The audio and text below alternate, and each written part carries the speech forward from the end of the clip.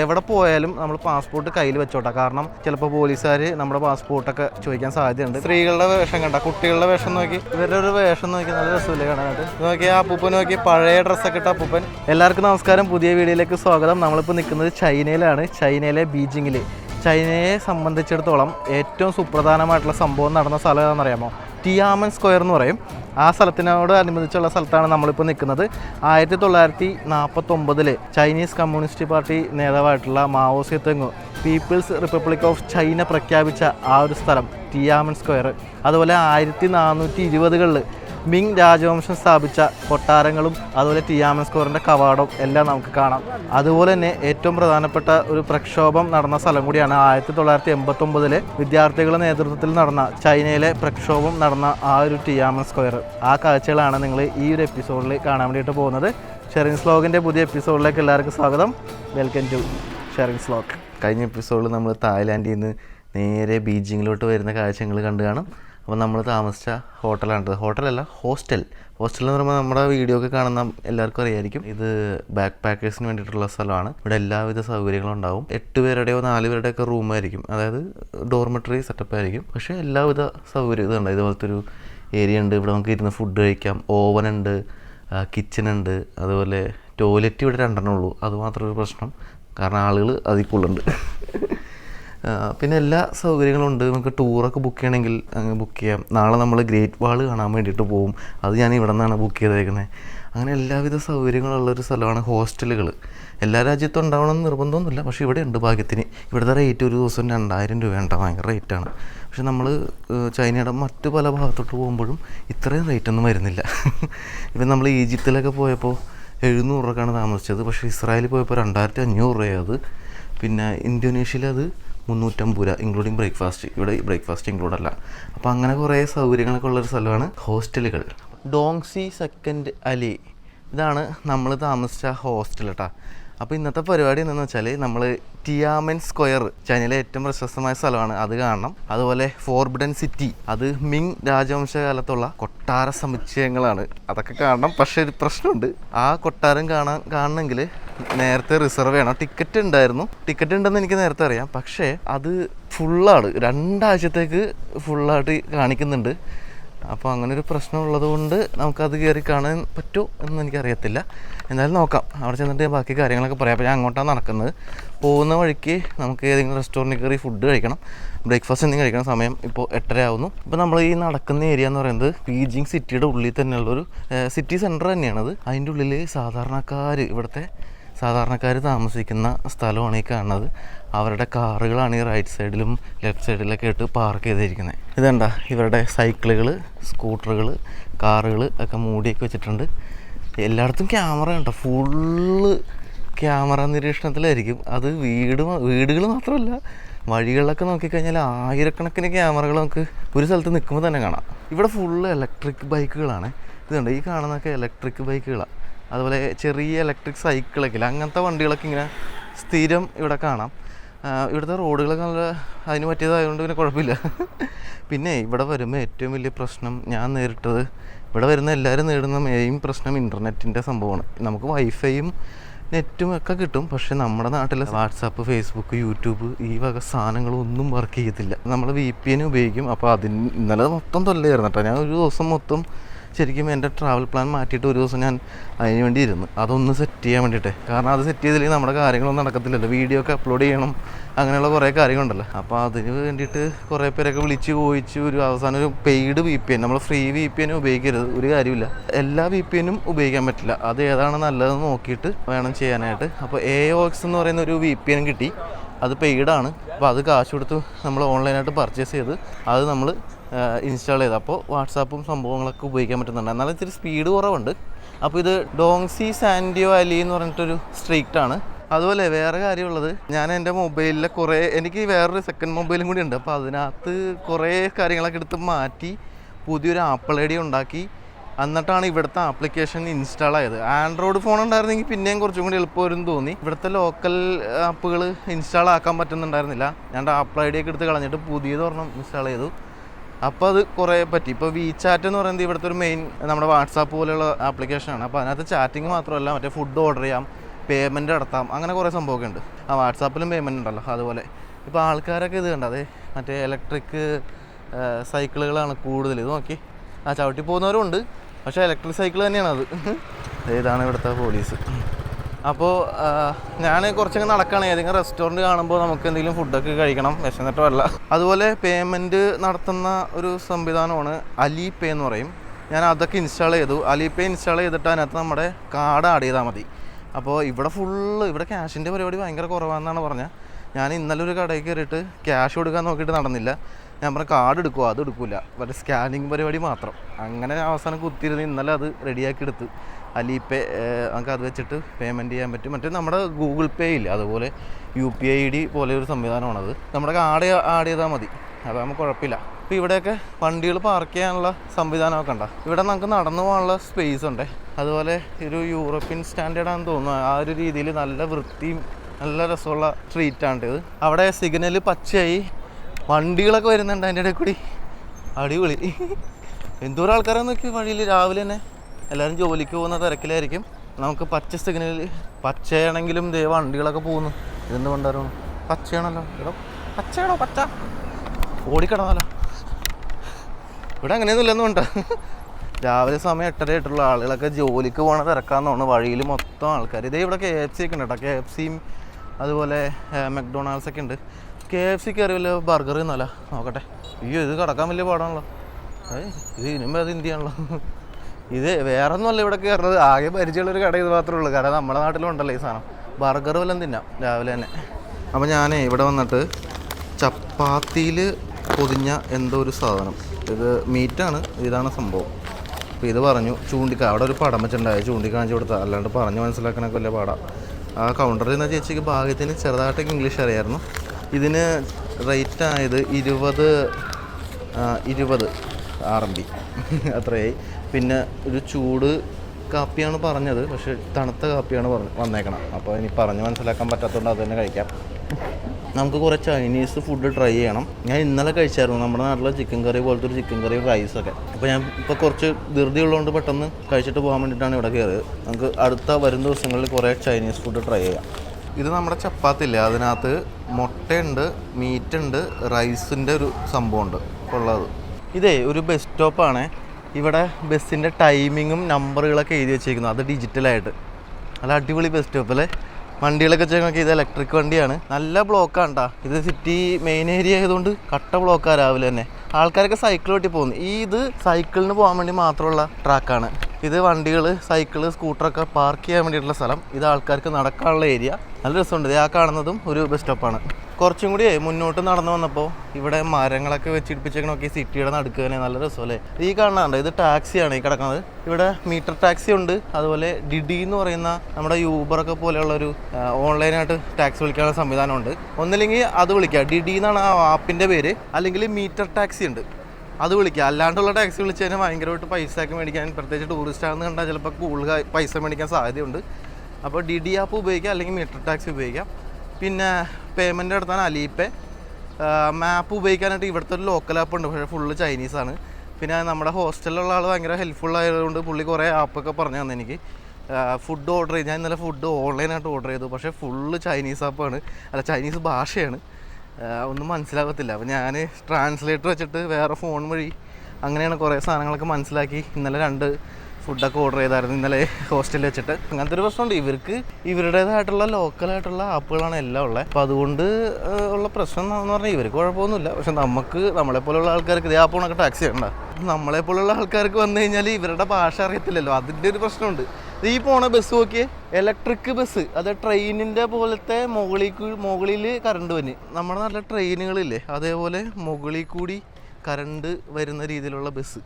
ഇതും ഇവിടുത്തെ ഒരു ലോക്കൽ ബസ്സാണ്, ഈ നീല കളറ്. ഞാൻ വേറൊരു കാര്യം ആലോചിച്ചതെന്ന് വെച്ചാൽ ടാക്സി വിളിച്ച് പോകാമെന്ന് വിചാരിച്ചു. കാരണം നടക്കാനായിട്ട് ഏതാണ്ട് ഒരു 40 മിനിറ്റൊക്കെ കാണിക്കുന്നുണ്ട്. കുറച്ച് ദൂരമുണ്ട്, ഒരു 3-4 കിലോമീറ്റർ ഉണ്ട് ഞാൻ താമസിച്ച സ്ഥലത്തുനിന്ന് ഈ ഫോർബിഡൻ സിറ്റി ടിയാമൻ സ്ക്വയറിലോട്ട്. അപ്പോൾ ടാക്സി വിളിക്കാതെ നോക്കിയിട്ട് ഇത് നോക്കി ബ്ലോക്കാണ്. അതിന് നല്ല നടന്നു പോകണമെന്ന് തോന്നുന്നു. കുറേ നേരമായിട്ട് നല്ല കട്ട ബ്ലോക്കാണ്. അപ്പോൾ ഞാൻ നടന്നു പോകാനുള്ളൊരു പ്ലാനിൽ അങ്ങ് നടക്കാം കേട്ടോ. പക്ഷേ എന്താ പ്രശ്നം എന്ന് വെച്ചാൽ ആ ഫോർബിഡൻ സിറ്റിയിൽ ടിക്കറ്റ് ഞാൻ എടുത്തിട്ടില്ല. അത് ഓൺലൈൻ മാത്രമേ ഉള്ളൂ എന്നും പറയുന്നുണ്ട്. പിന്നെ അവിടെ ഒരു കൗണ്ടർ ഉണ്ട്, അവിടെ പോയി നോക്ക് എന്നാണ് പലരും പറയുന്നത്. പോയി നോക്കാം, ടിക്കറ്റ് കിട്ടിയില്ലെങ്കിൽ പ്ലാൻ ബി വേറെ എവിടെയെങ്കിലും പോവാം. 2 ആഴ്ചത്തേക്ക് ഫുള്ളാണത്. ഇതിൽ കൂടി നടക്കുമ്പോൾ ശ്രദ്ധിക്കണം, എന്നെ ഇപ്പോൾ സൈക്കിളുകാരൻ വന്ന് ഇടിച്ചിട്ടാനെ. കാരണം ഇത് സൈക്കിൾ ട്രാക്കും ഇത് നടക്കാനുള്ള വഴിയുമാണ്. നോക്കി നടന്നില്ലെങ്കിൽ അവന്മാർ ഹോണൊന്നും അടിക്കില്ല, നേരെ വന്ന് കയറ്റും. അതുപോലെ ഞാൻ ശ്രദ്ധിച്ചൊരു കാര്യം എന്ന് പറഞ്ഞാൽ ഇവിടെ കണ്ട നല്ല വൃത്തിയും വെടുപ്പായിട്ട് കിടക്കണം അല്ലേ, നല്ല സൂപ്പറായിട്ട് കിടക്കണം, കാണാൻ തന്നെ എന്ത് രസം നോക്കി. പിന്നെ വേറെ കാര്യമുണ്ട്, ഞാനത് പറയാൻ വേണ്ടി വന്നാണ്, പിന്നെ മറന്നുപോയി. അതായത് നമ്മുടെ നാട്ടിലെ സിമ്മില്ലേ, ഇപ്പോൾ ഞാൻ ഉപയോഗിക്കുന്ന എയർടെലാണ്.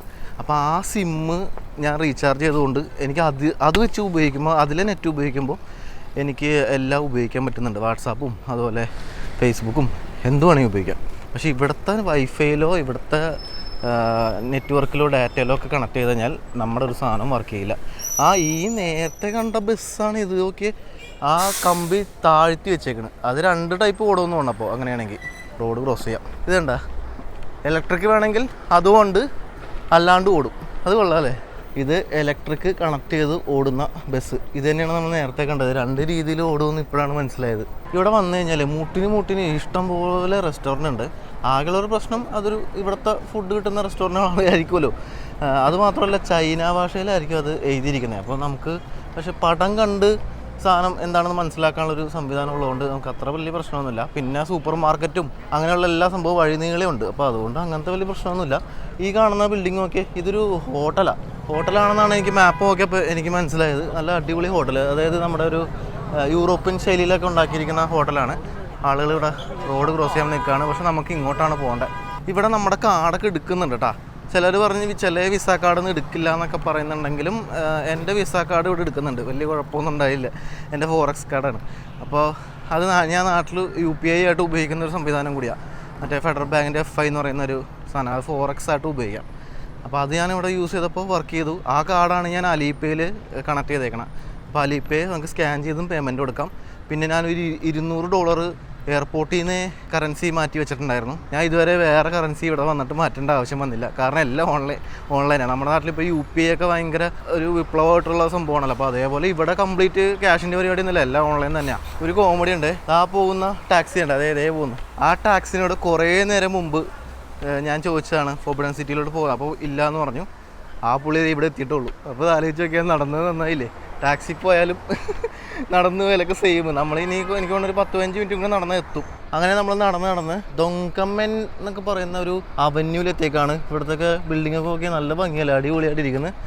നമുക്കിനിയും കുറച്ചും കൂടെ നടക്കാനുണ്ട്.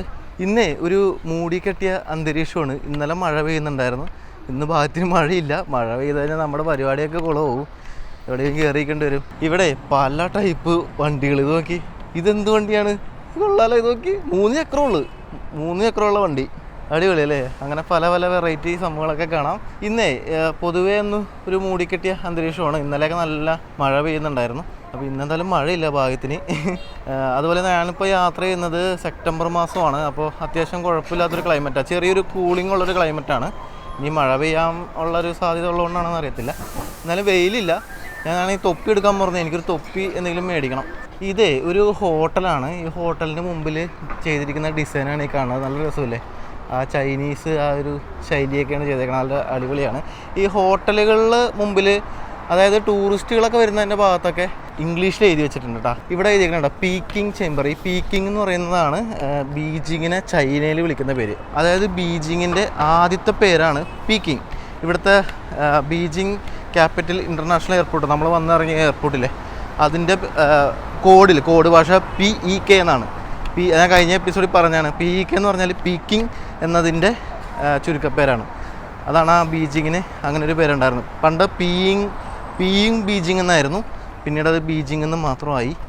അപ്പോൾ പീക്കിംഗ് എന്നാണ് ചൈനയുടെ അല്ല, നമ്മുടെ ഈ ബീജിങ്ങിൻ്റെ പഴയ പേര്.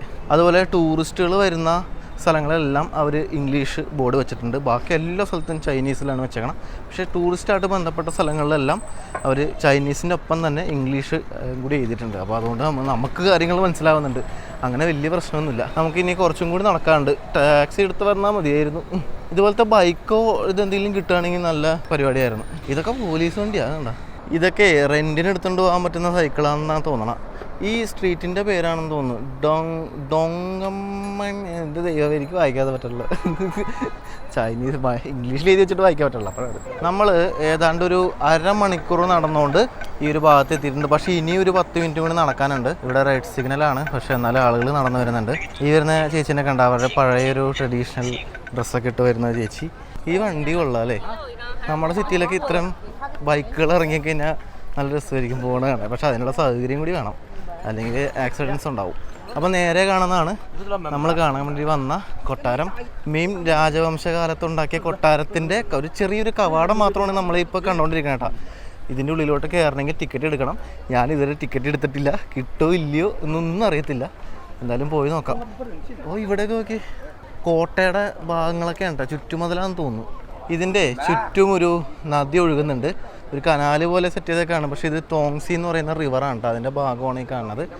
നമുക്ക് ഇതിലെ പോകേണ്ടതെന്ന് എനിക്കറിയത്തില്ല, പോയി നോക്കാം. ഞാൻ ടിയാമൻ സ്ക്വയറിലോട്ട് പോകാൻ വേണ്ടിയിട്ടുള്ള അത് റിസർവ് ചെയ്തിട്ടുണ്ട്. അതായത് ഇവിടുത്തെ ഒരു സംഭവം എന്ന് പറഞ്ഞാൽ ഇവിടെ ആയിരക്കണക്കിന് ആൾക്കാരാണ് ഇവിടെ വരുന്നത്. അപ്പോൾ ചില സ്ഥലത്ത് കയറാനായിട്ട് ടിക്കറ്റൊന്നുമില്ല, ഫ്രീ ആണ്, പക്ഷേ റിസർവ് ചെയ്യണം. അങ്ങനെ ഒരു സംവിധാനമുണ്ട്. പക്ഷേ ഈ പാലസിനുള്ളിൽ കയറണമെങ്കിൽ നമുക്ക് ടിക്കറ്റ് എടുക്കണം. പക്ഷെ അത് നേരത്തെ എടുക്കണമെന്നുള്ളത് ഞാൻ ഇന്നലെയാണ് അറിയണത്. നമ്മൾ കുറച്ച് വൈകിപ്പോയി. ഇന്നിപ്പോൾ നോക്കിയിട്ട് ഒരാഴ്ചത്തേക്ക് ഇവിടുത്തെ സ്ലോട്ടില്ല. ഇവിടുത്തെ ഒരു ചൈന നാഷണൽ മ്യൂസിയം ഉണ്ട്, അത് 2 ആഴ്ചത്തേക്ക് ടിക്കറ്റില്ല. അപ്പോൾ അതൊരു നമുക്ക് ഭയങ്കര തീരാൻ നഷ്ടമാവാനാണ് സാധ്യത, കാണാൻ പറ്റിയില്ലെങ്കിൽ.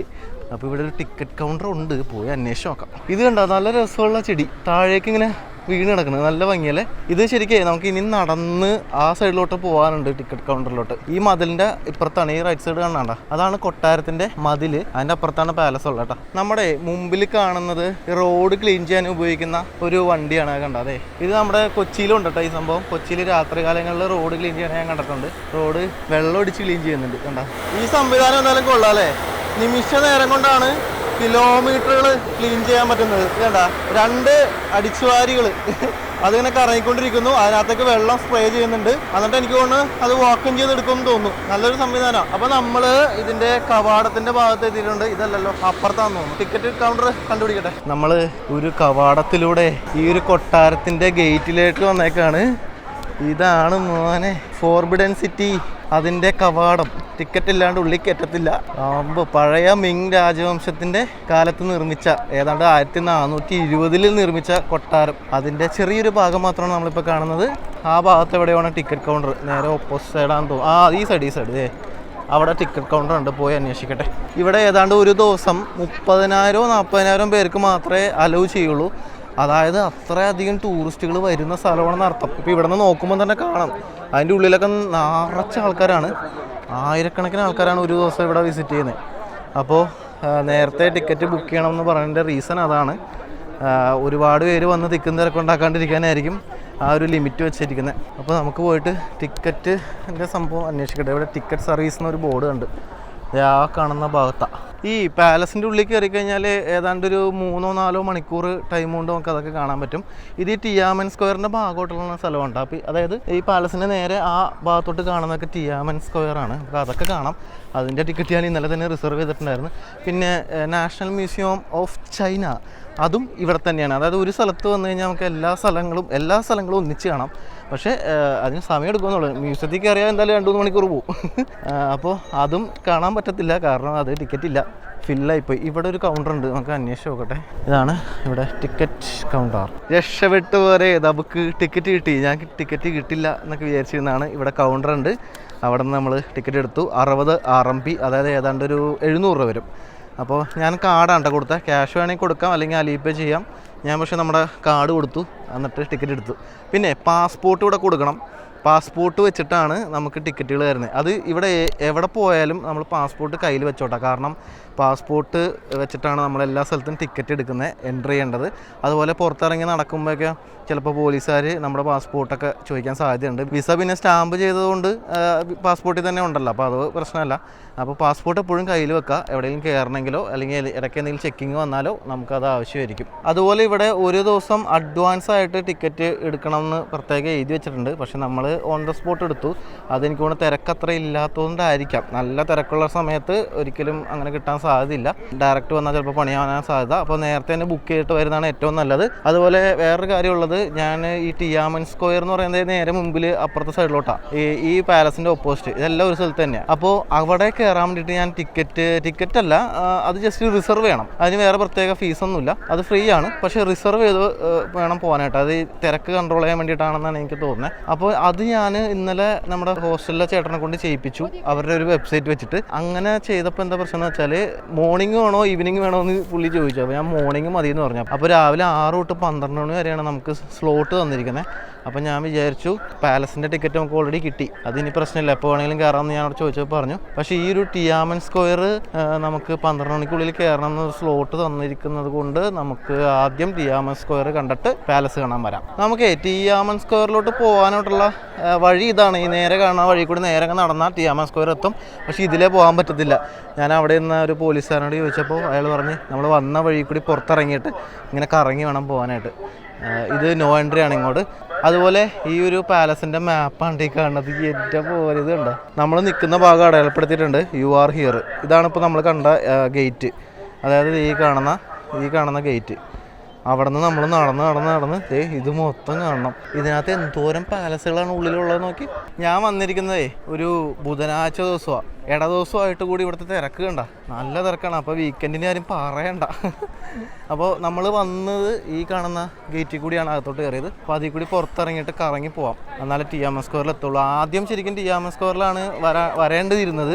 പക്ഷേ ഞാൻ ഈ ടിക്കറ്റ് എടുക്കാൻ വേണ്ടിയിട്ടാണ് ആദ്യം ഇങ്ങോട്ട് വന്നേട്ടാ, അല്ലെങ്കിൽ ടിക്കറ്റ് കിട്ടിയില്ലെങ്കിലോ എന്ന് വിചാരിച്ചിട്ടേ. ഞാനിവിടെ വന്നപ്പോൾ മനസ്സിലായത് ചൈനയുടെ തന്നെ പല ഭാഗങ്ങളിൽ നിന്ന് വന്ന ടൂറിസ്റ്റുകളാണ് ഏറ്റവും കൂടുതൽ. കണ്ടിട്ട് അങ്ങനെ തോന്നിയത്. അതായിരിക്കും ഇത്രയും തിരക്ക്. ഇതേ ശരിക്കും ഒരു മുട്ടൻ പണിയാണ്ട. നമ്മൾ വന്ന വഴിയാണിത്, നമ്മൾ കയറിയ ഗേറ്റ്. അവിടെ നിന്ന് വന്ന പോലെ തന്നെ കറങ്ങി നടന്ന് അതിലേ കറങ്ങി അപ്പുറം ചെല്ലണം. എൻ്റെ വല്ലോ, ഇവർക്ക് എളുപ്പവഴി ഉണ്ടാക്കി വെച്ചുവിടല്ലേ, ശുദ്ധ കഷ്ടമാണ്. ഞാനിങ്ങനെ നടന്നു വരുമ്പോൾ ഉണ്ടല്ലോ, ഇവിടെ കുറച്ച് പേര് ഈ ചൈനീസ് ട്രഡീഷണൽ ഡ്രസ്സൊക്കെ ഇട്ടിട്ട് എനിക്കൊന്ന് ഫോട്ടോഷൂട്ടാണെന്ന് തോന്നുന്നു. ഫോട്ടോ എടുക്കുന്നത് കേട്ടോ. ഇവരുടെ ഒരു വേഷം നോക്കി നല്ല രസമില്ലേ കാണാനായിട്ട്, അടിപൊളി. നോക്കിയാ അപ്പൂപ്പൻ, നോക്കി പഴയ ഡ്രസ്സൊക്കെ ഇട്ട അപ്പൂപ്പൻ. Hi, nice. സ്ത്രീകളുടെ വേഷം കണ്ട, കുട്ടികളുടെ വേഷം നോക്കി, അടിപൊളി. ഞാനങ്ങനെ നടന്ന് റോഡ് സൈഡിലെത്തി. ഇനി ഈ വഴി കുറേ നടക്കണം കേട്ടോ, ഏതാണ്ട് ഒരു 1 കിലോമീറ്റർ ഉണ്ടെന്നാണ് എനിക്ക് തോന്നുന്നത്. അത് ദൂരെ കണ്ട അറ്റം വരെ നടക്കണം. അത് നടന്നു കഴിയുമ്പോൾ റൈറ്റ് എടുക്കണം. ഈ വഴിയാണെങ്കിൽ നിറച്ച് മരങ്ങളൊക്കെ നിൽക്കണ കാരണം നല്ല ഭംഗിയാണ്, നല്ല രസമല്ലേ, അടിപൊളി വഴി. എൻ്റെ പുറയിൽ കാണുന്നത് പബ്ലിക് ടോയ്ലറ്റാണ്. എല്ലാ സ്ഥലത്തും ഇതുപോലെ പബ്ലിക് ടോയ്ലറ്റ് ഉണ്ട്. അപ്പോൾ അങ്ങനത്തെ പ്രശ്നങ്ങളൊന്നുമില്ല. നമുക്ക് ആവശ്യമുള്ള എന്താണോ എല്ലാം ഇവിടെ വഴി തന്നെ കിട്ടും. അതുപോലെ ഞാൻ ടാക്സി എടുക്കാണ്ട് നടന്ന് വന്നതുകൊണ്ട് പല ഗുണങ്ങളുണ്ട്. കാരണം നടക്കുമ്പോൾ നമുക്ക് കാഴ്ചകൾ ഓരോന്നോരോന്നായിട്ട് കണ്ട് യാത്ര ചെയ്യാൻ പറ്റും. ടാക്സിയിലാണെങ്കിൽ ഒറ്റയടിക്ക് എത്തൂലേ. ഇപ്പം ഞാൻ പിന്നെ ഈ ടിക്കറ്റ് എടുത്തിട്ടില്ലല്ലോ എന്ന് വിചാരിച്ചിട്ടാണ് ധൃതി പിടിച്ച് നടക്കുക, അല്ലെങ്കിൽ ടാക്സി കിട്ടുമെന്ന് നോക്കിയത്. പക്ഷെ നടന്നപ്പോൾ എന്തായാലും പല കാഴ്ചകൾ കാണാൻ പറ്റി. അതുകൊണ്ട് കുഴപ്പമില്ല, ആളുകളൊക്കെ നോക്കുന്നുണ്ട്. ഞാൻ വേറൊരു സ്കിൻ ടോണാണല്ലോ, നമ്മൾ വേറെ രാജ്യക്കാരെന്ന് കാണുമ്പോൾ തന്നെ അറിയാമല്ലോ. അപ്പോൾ എല്ലാവരും രൂക്ഷപ്പെട്ടു. അങ്ങനത്തെ പ്രശ്നമൊന്നുമില്ല കേട്ടോ. എല്ലാവരും ഒരു കോപ്പറേറ്റീവായിട്ടുള്ളൊരു മനോഭാവമുള്ള ആൾക്കാരായിട്ടാണ് എനിക്ക് തോന്നിയത്. വലിയ പ്രശ്നമൊന്നുമില്ല. ആളുകൾ പിന്നെ എല്ലാ നാട്ടിലും പോയാൽ നോക്കുമല്ലോ. നമ്മുടെ നാട്ടിലൊരു മതാമം സായിപ്പും വന്നു കഴിഞ്ഞാൽ നമ്മളിങ്ങനെ നോക്കിക്കൊണ്ടിരിക്കില്ല. അതേപോലെ ഞാനും അങ്ങനെ ഈ നാട്ടിലെ സായിപ്പാണ്. എൻ്റെ മുമ്പിൽ ഈ പോണ ചേച്ചിയുണ്ട, ഈ ചേച്ചിയുടെ പരിപാടി വീഡിയോ അല്ലെങ്കിൽ ലൈവാണെന്ന് തോന്നുന്നു. ലൈവിൽ വർത്തമാനം പറഞ്ഞുകൊണ്ട് ഇങ്ങനെ നടക്കുന്നുണ്ട്.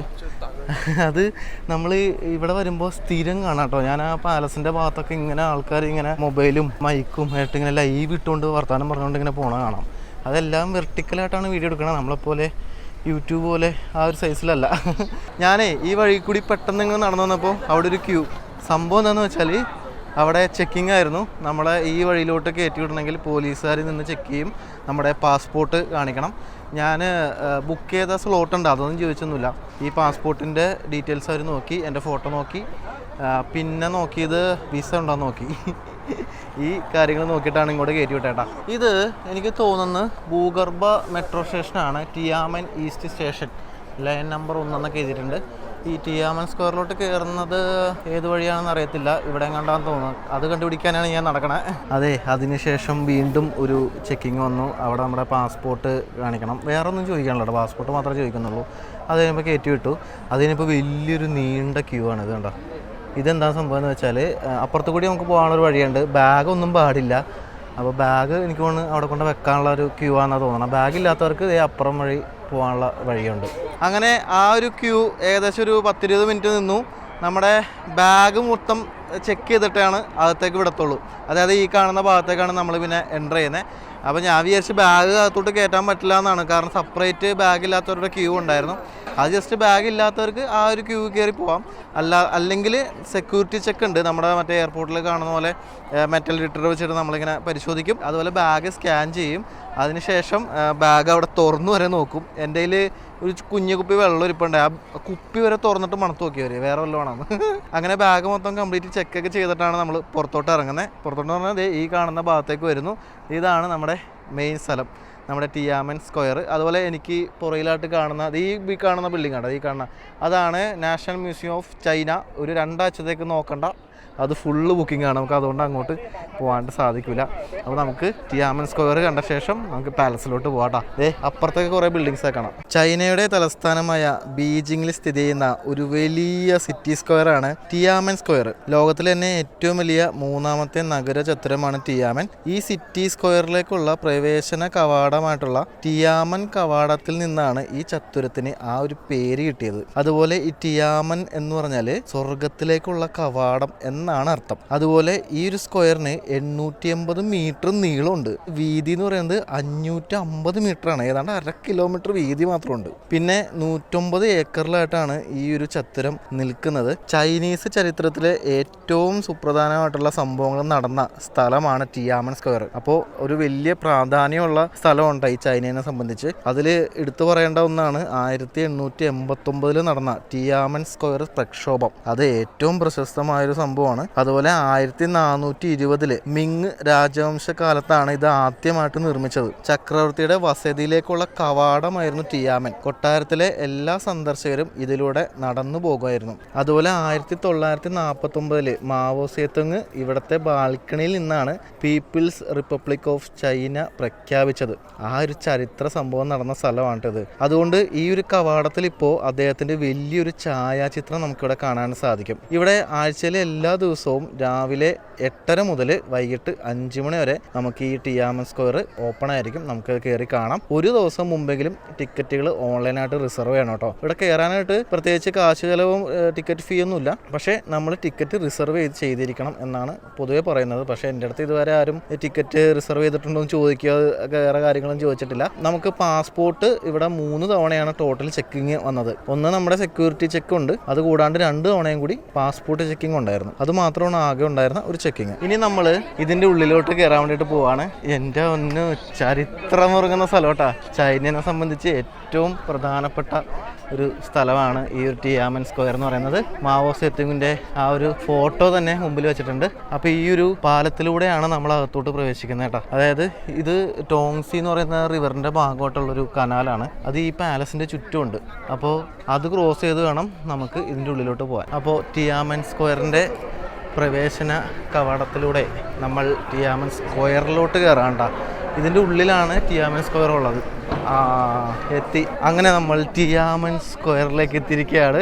നമ്മൾ നേരത്തെ വന്നത് ഈ കാണുന്ന ബിൽഡിങ്ങിൻ്റെ അപ്പുറം ഭാഗമുണ്ട് നമ്മൾ വന്നത്. എന്നിട്ട് ചുറ്റിക്കറങ്ങിയാണ് ഇങ്ങോട്ടേക്ക് വന്നത്. 1989 ഏപ്രിൽ 15 മുതൽ ജൂൺ 4 വരെ നീണ്ടുനിന്ന ചൈനയിലെ ബീജിങ്ങിലെ ഈ ഒരു ടിയാമൻ സ്ക്വയറിലെ വിദ്യാർത്ഥികളുടെ നേതൃത്വത്തിൽ നടന്ന പ്രകടനങ്ങളെയാണ് ചൈനയിലെ ജൂൺ 4-ാമത്തെ സംഭവം അല്ലെങ്കിൽ ടിയാമൻ സ്ക്വയർ പ്രക്ഷോഭം എന്നറിയപ്പെടുന്നത്. മാവോ സേതുങ്ങിൻ്റെ കാലത്തിന് ശേഷം 1980-കളിൽ ചൈനയിലെ കുറേ പരിഷ്കാരങ്ങളൊക്കെ കൊണ്ടുവന്നു. അത് ചില ആൾക്കാർക്ക് ഗുണം ചെയ്തു, ചില ആൾക്കാർക്ക് അത് മോശമായിട്ടും വന്നു. അതുപോലെ ഏകകക്ഷി രാഷ്ട്രീയ വ്യവസ്ഥ നിയമസാധുതയാക്കിയതും പണപ്പെരുപ്പം, അഴിമതി, രാഷ്ട്രീയ പാർട്ടികൾക്കുള്ള നിയന്ത്രണങ്ങൾ, അങ്ങനെയുള്ള കുറേ കാര്യങ്ങൾ വന്നപ്പോൾ അതിനെതിരെ ഒരുപാട് പരാതികൾ വന്നിരുന്നു. അതുപോലെ ജനാധിപത്യം, പത്രസ്വാതന്ത്ര്യം, സംസാര സ്വാതന്ത്ര്യം, അങ്ങനെയുള്ള കാര്യങ്ങളൊക്കെയാണ് വിദ്യാർത്ഥികൾ ആ പ്രക്ഷോഭത്തിൽ ആവശ്യപ്പെട്ടത്. അതുപോലെ തൊഴിലാളികളുടെ പ്രതിഷേധവും അതിൻ്റെ ഭാഗമായിട്ടുണ്ടായിരുന്നു. അവർ പ്രധാനമായിട്ട് പറഞ്ഞത് പണപ്പെരുപ്പത്തിൻ്റെയും ക്ഷേമത്തിൻ്റെയും കാര്യങ്ങളൊക്കെ ആയിരുന്നു. അങ്ങനെ 1989 വിദ്യാർത്ഥികൾക്ക് അനുകൂലമായിരുന്ന Chinese communist party general secretary കൂടിയായിരുന്ന ഹൂ യാവാങ് ബോങ്ങിന്റെ മരണത്തെ തുടർന്നാണ് പ്രതിഷേധം വർദ്ധിച്ചത്. ആ ഒരു പ്രതിഷേധത്തിൽ 10 ലക്ഷത്തോളം ആളുകൾ ഈ ഒരു സ്ക്വയറിൽ ഒത്തുകൂടി എന്നാണ് പറയുന്നത്. വിദ്യാർത്ഥികളുടെ നേതൃത്വത്തിൽ നിരാഹാര സമരങ്ങളും ഒക്കെ നടന്നു. അപ്പോൾ രാജ്യത്ത് ഉടനീളം ആ ഒരു സമരത്തിന് ഒരുപാട് പിന്തുണ കിട്ടി. പ്രതിഷേധം വീണ്ടും കൂടി. പ്രതിഷേധം 400 നഗരങ്ങളിലേക്ക് വ്യാപിച്ചു. അങ്ങനെ വന്നപ്പോഴാണ് പട്ടാള നിയമം പ്രഖ്യാപിക്കുകയും ഏകദേശം 3 ലക്ഷത്തോളം സൈനികരെ ഇവിടെ അണിനിരത്തുകയും ചെയ്തത്. 1989 ജൂൺ 3 രാത്രി ചൈനീസ് സർക്കാരിൻ്റെ ആ ഒരു പട്ടാള നിയമം പ്രഖ്യാപിച്ച ശേഷം വന്ന പട്ടാളക്കാർ ഒരുപാട് കൂട്ടക്കൊലകൾ നടത്തി എന്നാണ് പറയുന്നത്. ഏകദേശം 100 മുതൽ 1000കണക്കിന് ആളുകൾ കൊല്ലപ്പെട്ടു എന്നാണ് പറയുന്നതെങ്കിലും കൃത്യമായ കണക്ക് അറിയത്തില്ല. UK പുറത്തുവിട്ട കണക്ക് പ്രകാരം ഏകദേശം 10,000-ഓളം ആളുകൾ മരിച്ചു എന്നാണ് പറയുന്നത്. അങ്ങനെ ജൂൺ 4 അതിരാവിലെ ഈ ഒരു ബീജിംഗ് നഗരത്തിൻ്റെ പ്രധാന പാതകളിൽ സൈനികരും ഈ പ്രകടനക്കാരും തമ്മിൽ വലിയ ഏറ്റുമുട്ടലുകൾ നടന്നു. അതോടനുബന്ധിച്ച് അന്ന് പാശ്ചാത്യ രാജ്യങ്ങൾ ചൈനയുടെ മേൽ ആയുധ ഉപരോധമൊക്കെ ഏർപ്പെടുത്തുകയൊക്കെ ചെയ്തു. അതുപോലെ വിവിധ പാശ്ചാത്യ മാധ്യമങ്ങൾ ഈ ഒരു അടിച്ചമർത്തലിനെ കൂട്ടക്കൊല എന്നാണ് മുദ്ര കുത്തിയത്. അങ്ങനെ ചൈനയുടെ ചരിത്രത്തിൽ ഏറ്റവും സുപ്രധാനമായിട്ടുള്ള സംഭവം നടന്ന ഒരു സ്ഥലം കൂടിയാണ്. അതുപോലെ ഈ ഒരു സംഭവങ്ങൾ ഏറ്റവും സെൻസിറ്റീവായിട്ടുള്ള ഒരു സെൻസർ ചെയ്യപ്പെടുന്ന ഒരു വിഷയങ്ങളൊന്നാണ് ഇവിടെ. അതുകൊണ്ട് ഇത്തരം കാര്യങ്ങൾ ഇവിടെ വന്നാൽ സംസാരിക്കരുത് എന്നാണ് പൊതുവെ ആളുകൾ പറയാറ്. അങ്ങനെ നമ്മൾ ടിയാമൻ സ്ക്വയറിൻ്റെ ഭാഗവും കഴിഞ്ഞ ശേഷം നമ്മൾ നേരത്തെ വന്ന ആ ഒരു സ്ഥലത്തിന് എത്തിയിരിക്കുകയാണ്. നമ്മൾ ആ കാണുന്ന ഭാഗത്തു കൂടിയാണ് ആദ്യം വന്നത്. എന്നിട്ട് ടിക്കറ്റ് എടുത്തത് അവിടെ. ഇവിടം വരെ നമ്മൾ വന്നായിരുന്നു. എന്നിട്ട് കറങ്ങിപ്പോയതാ. വീണ്ടും അവിടെ തന്നെ വന്നു. ഇത് 1 വേ ആണ്, അതുകൊണ്ടാണ് അങ്ങനെ കറങ്ങിപ്പോകേണ്ടി വരുന്നത്. ഇവിടെ എന്തോ ഇവരുടെ ഭാഷയിൽ എന്തോ വിളിച്ചു പറയുന്നുണ്ട്.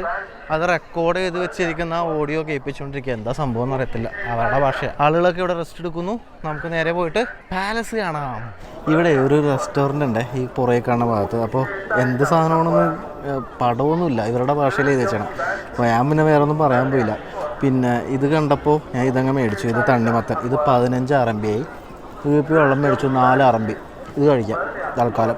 അതേ നമ്മളിവിടെ കാഴ്ചകളും കണ്ടുകൊണ്ടിരുന്നപ്പോൾ ഷെറിനല്ലേ എന്ന് ചോദിച്ചിട്ട് കുറച്ച് ചേച്ചിമാർ വന്നേക്കുന്നത്. ഹലോ, നിങ്ങളിപ്പോൾ ഓസ്ട്രേലിയയിൽ നിന്നാണോ വരുന്നല്ലേ? അത് കൊള്ളാം. എവിടെയാ അപ്പം നാട്ടിലൊക്കെ സ്ഥലം? കോതമംഗലം, കോട്ടയം, ഏറ്റുമാനൂര്, മാള. എല്ലാവരും ഒന്നിച്ച് വർക്ക് ചെയ്യുന്നതാണോ? അപ്പോൾ നമ്മൾ ചൈനയിൽ വന്നിട്ട് മലയാളികളൊക്കെ ഉണ്ട് അല്ലേ? ഓക്കെ, അപ്പോൾ ശരി, താങ്ക് യു. ഇപ്പോൾ സമയം 12 മണി. നമ്മളിനി പാലസിൻ്റെ കാഴ്ചകൾ കാണാൻ വേണ്ടി പോവാണ്.